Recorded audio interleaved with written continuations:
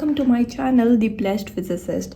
In the previous video we studied D'Alembert's principle, and in this video we are going to derive Lagrange equation using D'Alembert's principle. So if you haven't watched my video on D'Alembert's principle, I'll put the link in description box. You can check that video. So before we proceed with this topic, please subscribe to my channel and don't forget to press the bell icon so that you get notified as soon as I upload a new video. Okay, so we studied in the previous video that D'Alembert's principle is summation I fi minus pi dot del ri is equal to 0, where pi dot is the reversed effective force.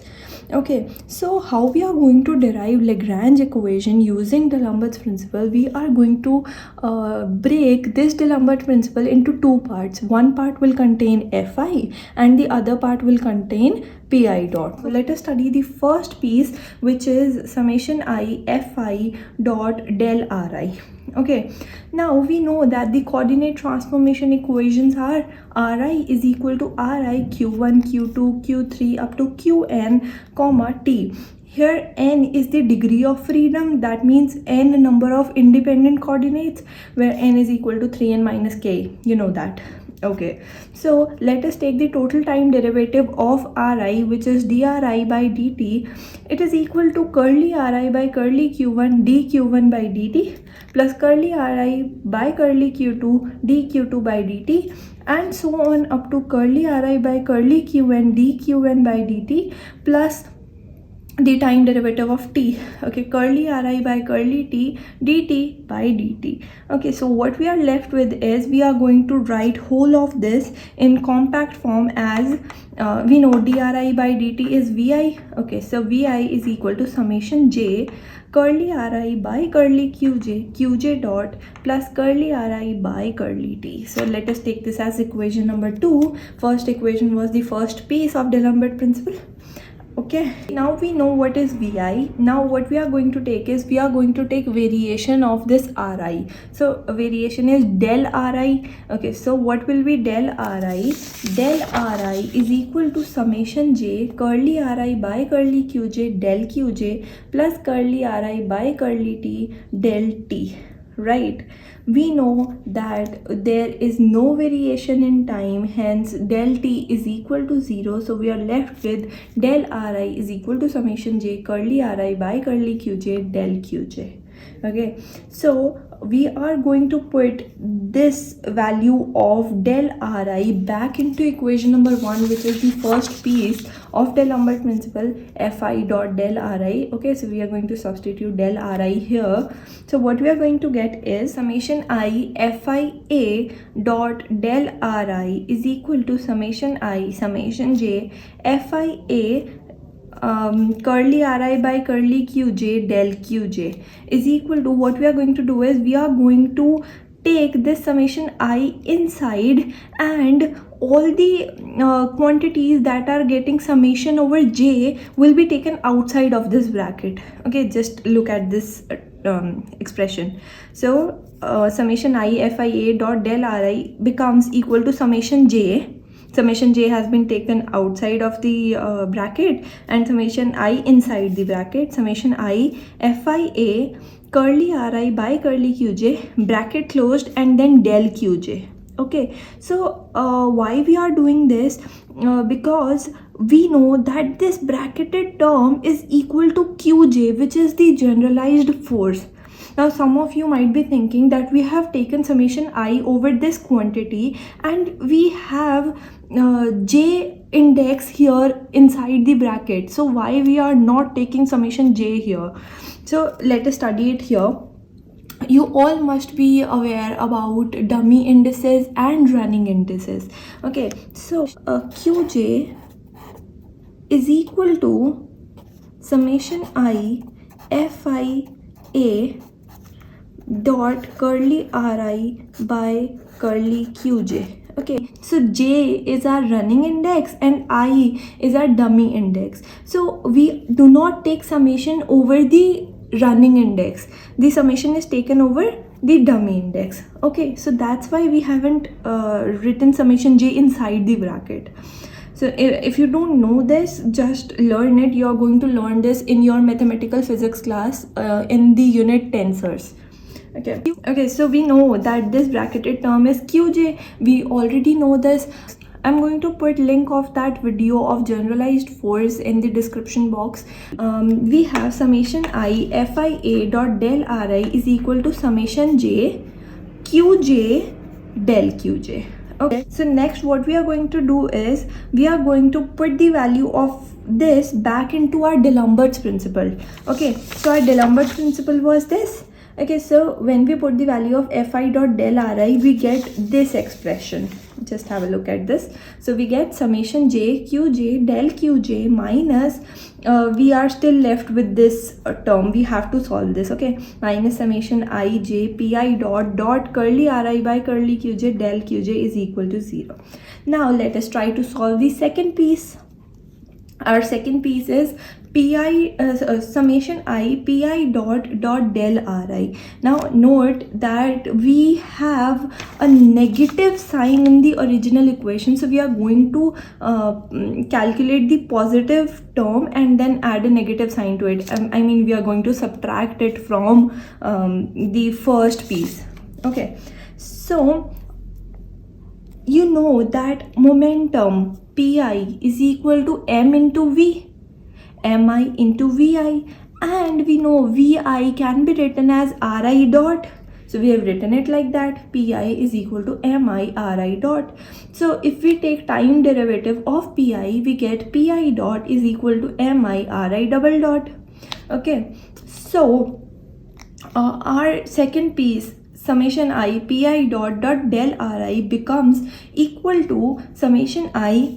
We have substituted the value of pi dot here, mi ri double dot del ri, and in the next equation we have put the value of del ri, which we have calculated here. Okay, we have calculated it here in equation number 3. Okay, so yeah, so summation I pi dot del ri is equal to summation I mi ri double dot summation j curly ri by curly qj del qj. So we are going to take summation outside of the bracket. So we get summation I summation j mi ri double dot curly ri by curly qj and del qj outside of the bracket. Okay, there is nothing that I can solve in this equation, so we need to modify this equation so that it becomes solvable. Okay, I'll come back to this equation a little later. Let us just try to understand this term. Okay, so I have considered this expression summation I summation j d by dt of mi ri dot curly ri by curly qj minus mi ri dot d by dt curly ri by curly qj del qj. Del qj is outside of the bracket, this whole bracket. Okay, this whole bracket. Okay, now let us try to solve this. Okay, let us take time derivative of this. So what we get is the we'll use product rule here. So what we get is mi ri double dot curly ri by curly qj plus mi ri dot d by dt of curly ri by curly qj. Pause the video and check if I'm right. Okay, so our second term was mi ri dot d by dt of curly ri by curly qj. Is it the same term written here? Right. So we have subtracted the second term. All we are left with is mi ri double dot curly ri by curly qj del qj. Okay, and what is this? Yeah, so summation I summation j mi ri double dot curly ri by curly qj del qj. So this can be written as this expression. Okay, so this is equal to this. Now this becomes a little solvable, and this we are going to reach to our result using this expression. Okay, so we are going to substitute ri dot with vi. We know vi is equal to ri dot. Okay, so we get summation I summation j d by dt mi vi dot curly ri by curly qj minus mi vi dot dy dt of curly ri by curly qj del qj. This is our equation number 7. Okay, so we are going to separately solve the terms in this expression. Okay, so the first quantity that I'm going to take is d by dt curly ri by curly qj, which is this. Okay, so you already know how to take time derivative of a quantity. Let us just revise it here.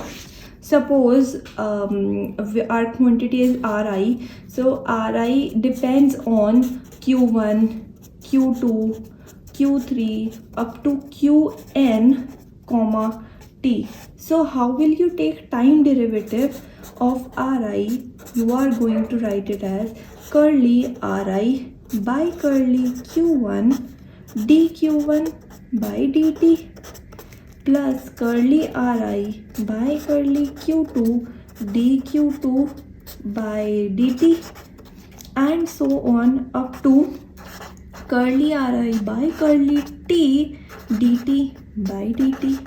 So the same way we are going to take time derivative of curly ri by curly qj. So what we get is summation k curly by curly qk curly ri by curly qj dqk by dt plus curly by curly t curly ri by curly qj dt by dt. You can just pause the video and compare how I have taken time derivative of of curly ri by curly qj. Okay, so next what we are going to do is we are going to solve this. So when we take curly by curly qk of this quantity, what we get is summation k curly 2 ri by curly qk curly qj, and dqk by dt is qk dot plus curly 2 ri by curly t curly qj dt cancels with dt. Okay, so I have written it here, summation k curly 2 ri by curly qk curly qj qk dot plus curly 2 ri curly t curly qj. Okay, we are going to take curly by curly qj common. So what we get is curly by curly qj, we are left with curly ri by curly qk qk dot plus curly ri by curly t.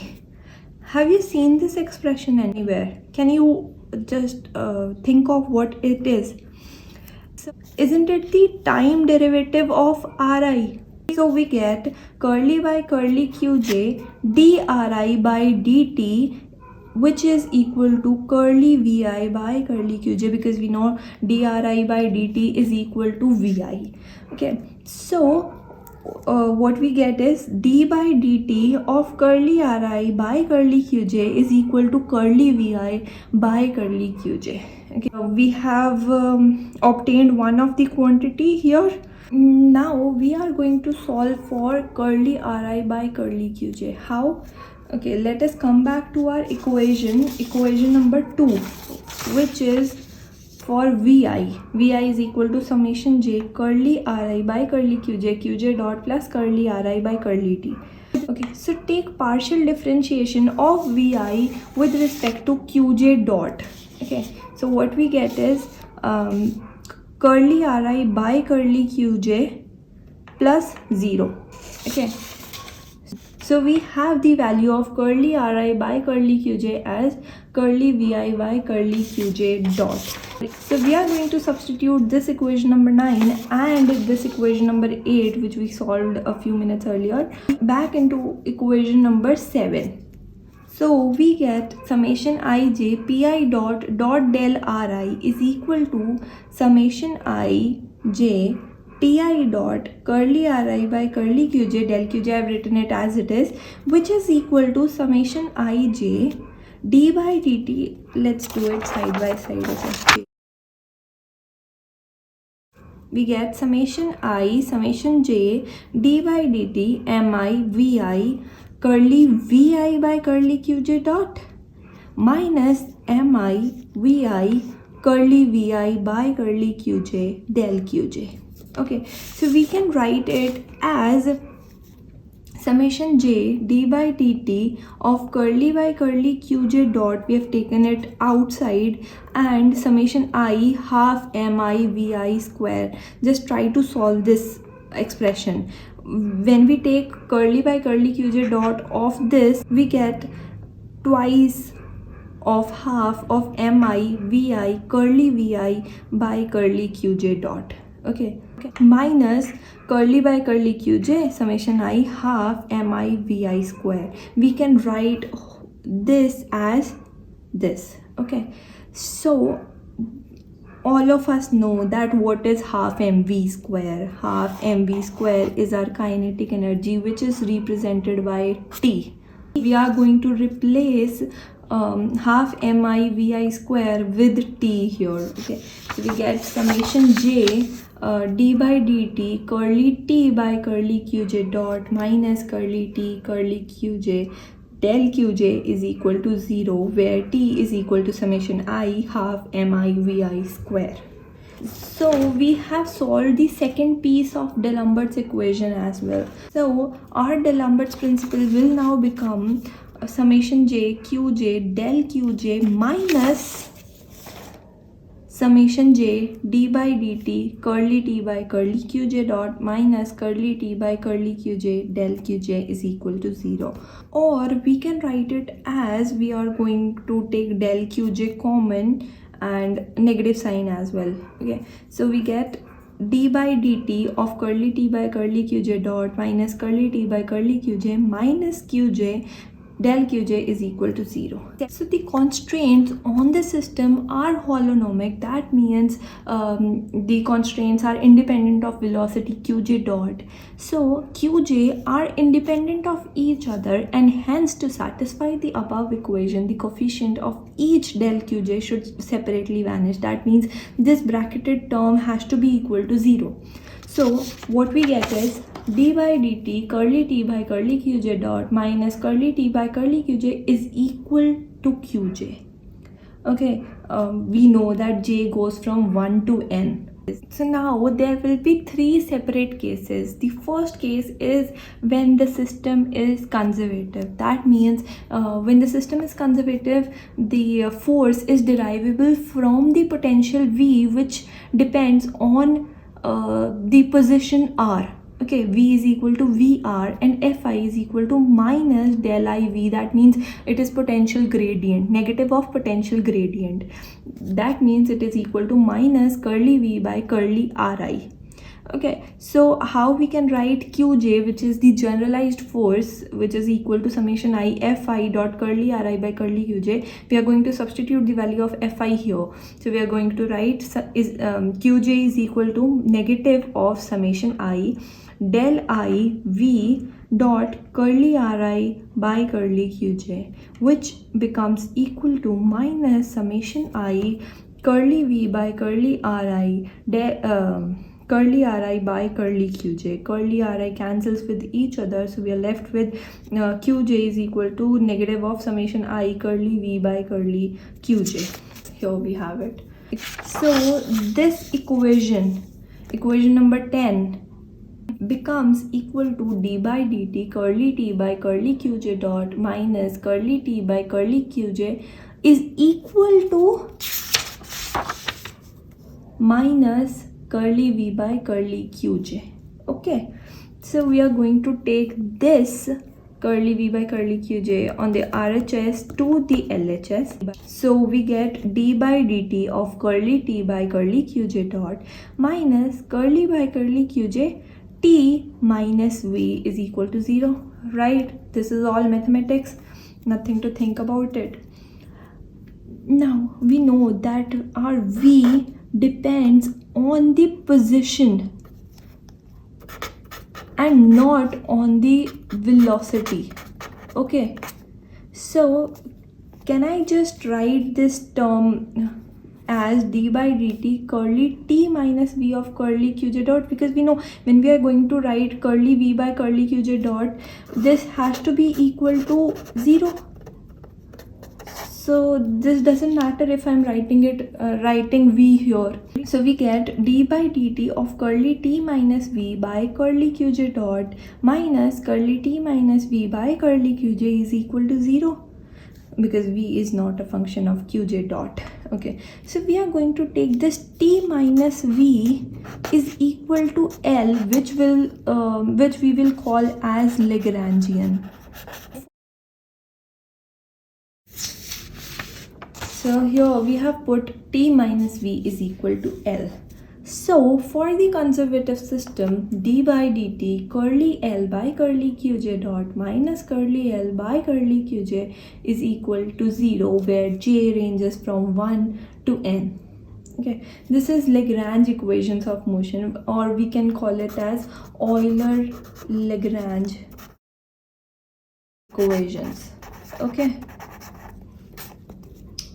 Now let us take the second case, which is for the system which is non-conservative. Now for non-conservative system, potentials are velocity dependent, and the qj, that is the generalized force, is obtained from u. U is the potential which depends on qj and qj dot. This is called as generalized potential, such that qj is equal to minus curly u by curly qj plus d by dt of curly u by curly qj dot. If you do not know this, watch my previous video on generalized potential for clarity on this topic. We know that for non-conservative system, the expression for qj is this. So we're going to substitute this expression back into our equation number 10, which is this. Okay, so we get d by dt of curly t by curly qj dot minus curly t by curly qj is equal to minus curly u by curly qj plus d by dt curly u by curly qj dot. Okay, so we are going to take all of the quantities on the right hand side to the left hand side. So we will get d by dt of curly t minus u by curly qj dot minus curly t minus u by curly qj is equal to 0. Now we are going to put L is equal to t minus u. So we get summation j d by dt curly L by curly qj dot minus curly L by curly qj is equal to 0. Sorry for my voice. So we have obtained the same Lagrange equation for non-conservative system as well. So whether the system is conservative or non-conservative, you have to apply the same Lagrange equation. Okay, next let us take the third case, which is system involving non-potential forces. That means the forces that cannot be derived from potential. So there are several examples of such forces, such as Coriolis force, or you can say Lorentz force. Okay, so when such forces are acting on the system, you have to take these forces into consideration. Let us denote these known potential forces by qj dash. Then our Lagrange equation becomes d by dt curly L by curly qj dot minus curly L by curly qj is equal to qj dash, where qj dash is equal to qj dash, which that means qj dash depends on q1, q2 up to qn, q1 dot, q2 dot up to qn dot, and time t. L can be t minus v or t minus u if the system is conservative, or if the system is non-conservative, respectively. Okay. Now, when I was studying Lagrange equation for the very first time, the first question that came in my mind was, we have Newtonian mechanics to derive equations of motion, then why do we need this Lagrange equation? Why Lagrangian mechanics is better than Newtonian mechanics?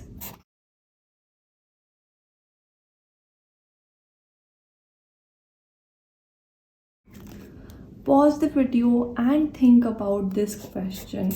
Let me tell you, just revise that you just studied that L is equal to kinetic energy minus potential energy, right? So while deriving the equation of motion, you just need to have the knowledge of energies, and you don't need to know what forces are involved in the system, except for this case of non-potential forces. You don't need to know the forces, you just need to have the knowledge of energy. So this becomes an easier way to derive the equation of motion. Okay, you are going to see many such examples which makes it easier for you to derive equation of motion. And for the complicated systems that contains multiple forces, you don't even need to know what forces are acting on it. You just need to know their kinetic energy and the potential energy. Okay, and for the system where you are dealing with multiple coordinates, you have x, you have y, you have z, you have t, or any number of coordinates, you will be able to deal with that system easily using Lagrangian mechanics rather than using Newtonian mechanics. Okay, so that's it for now. Please subscribe to my channel and don't forget to press the bell icon so that you get notified as soon as I upload a new video. Let's meet in the next class where we are going to solve many examples based on Lagrange equation of motion.